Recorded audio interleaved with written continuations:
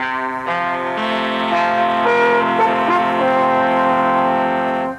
guys, I'll be with you in Torquay tomorrow afternoon. When I used to tell folks over here that I was going to Torquay, they'd always say, "Hey Noah, what state's that in, buddy?" Now, they say, "Send, Patrick my love." The story of how a local council went to war with a pony is the stuff of pantomimes. Only in Torquay. I must discover what happened to my mother. Her name is Precious Love.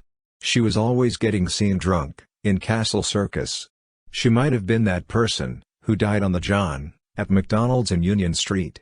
Or one of those poor people found dead at a doss house on Leamington Road.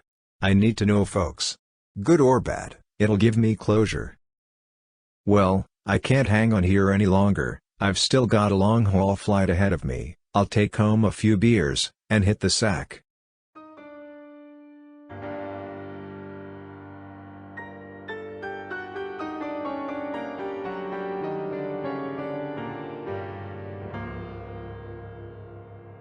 Who are you?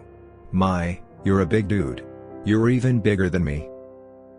I'm Lola, that's L-O-L-A, Lola.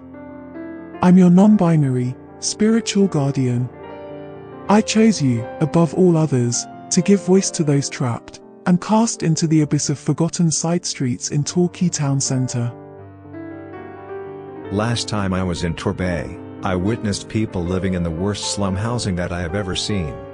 Torquay town centre is surrounded by drug dens.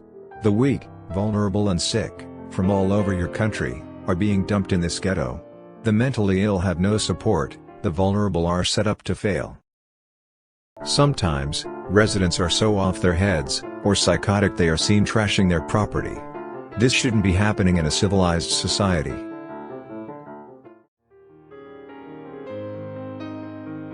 Addicts queue outside the drug dealers' houses for their daily fix. Those just released from prison often return to crime. You are wise for one so young, Noah.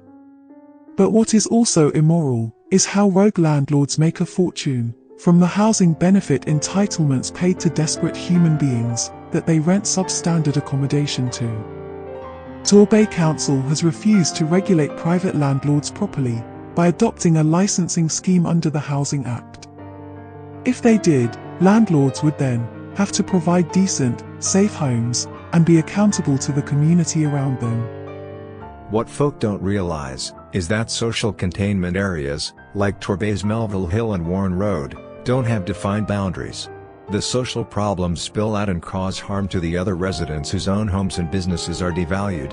Holiday makers can see what's going on, and it's bad news for tourism too. People who don't have to live in the Torquay ghetto just don't understand. They believe that activists and campaigners with a social conscience need to be positive about Torquay town centre and not condemn it. The scales must fall from their eyes, Noah. Would they tell a person stranded in the desert, without any water, to forget their thirst and be positive about the sunshine? Torquay Council has to be committed to real change.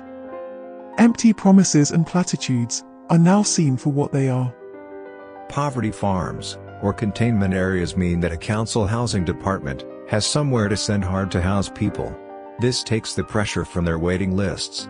Politicians don't have concerns about a large number of voters complaining about antisocial behavior where they live, because challenging people are kept in one place. However, there is no moral or ethical argument to support the existence of this type of segregation. Now, I know why I chose you.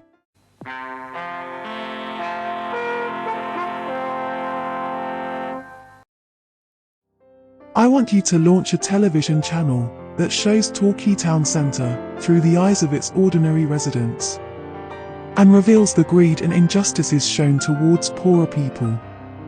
But remember this, Noah, it will upset the town hall.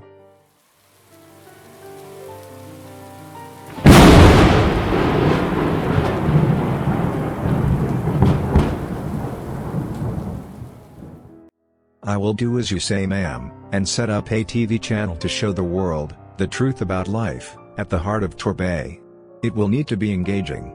people won't click play to be shown images of fly tipping, smashed windows, dog poop, and parked police vans. They've been through COVID and a cost of living crisis.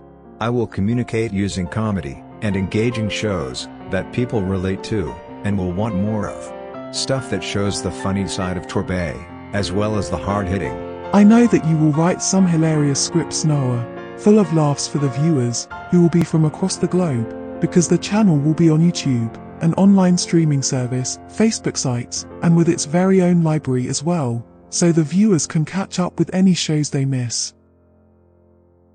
Hang on a minute, where will I get the actors from? I need people to take on the part of my characters, who portray real folk and mirror attitudes, found among Torquay's elite, especially those up at the town hall. I spotted online recently, that a theater group has taken over that old cinema on Abbey Road, you know the one, just down from Carter's. Do you think that anyone there might be interested? Fear not, ye of little faith. Remember, a spiritual guardian is always one step ahead. On Saturday morning, you must go to that place they call Coburg. There you will find a woman wearing a red dress. Her name is Miss Tracy Island. She's an activist who fights for justice in Torquay town centre. She has a team of helpers, all waiting to play the parts of your characters.